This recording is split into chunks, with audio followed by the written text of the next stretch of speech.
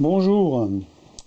Donc la dernière fois on avait parlé du fly cutter et puis on m'a posé la question pour voir si qu'une tête d'alésage on pouvait l'utiliser comme fly cutter. Bon bah je me suis dit ouais pourquoi pas hein, ça peut faire les deux hein.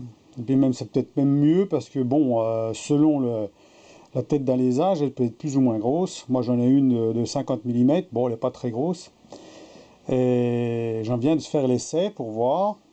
Donc voilà le résultat. Donc on voit que là, c'est nickel. Hein. Là, j'ai été tout doucement, j'ai pas été jusqu'au bout. On voit qu'il y a encore des petites traces là. J'ai fait une petite passe dessus. Voilà ce que ça donne. Hein. Donc on voit que c'est quand même vraiment parfait. Hein. Voilà. Donc ma tête d'alésage là. Alors bien sûr, j'ai retiré le cône CM3. Hein. Et donc avec un outil pour tour, hein, donc fixé dessus. Avec un poids donc qui correspond au poids par rapport au dépassement. Parce que plus vous allez bien sûr déplacer votre tête d'alésage pour avoir une course plus en plus grande, hein, bah, plus vous allez déporter le poids sur un côté et vous allez créer des vibrations.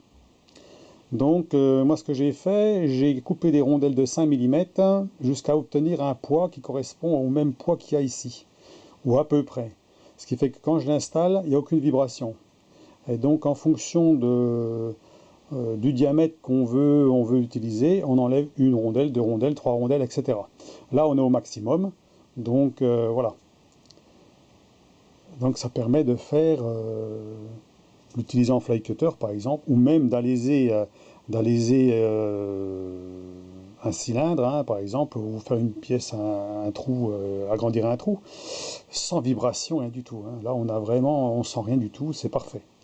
Sinon, si on ne met pas ça, bon, on sent quand même qu'il y a une vibration dans la machine, ça c'est sûr. Voilà, parce que quand même c'est de l'acier, donc ça c'est lourd. Hein. Voilà. Alors ceux qui ont des 75 mm, c'est encore pire, hein, puisque là, quand on déplace, on a un gros poids, donc il faut mettre un poids de l'autre côté.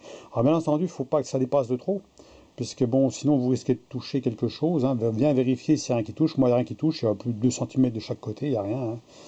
Donc c'est parfait. Voilà pour la petite explication. Donc un résultat plutôt parfait. Hein.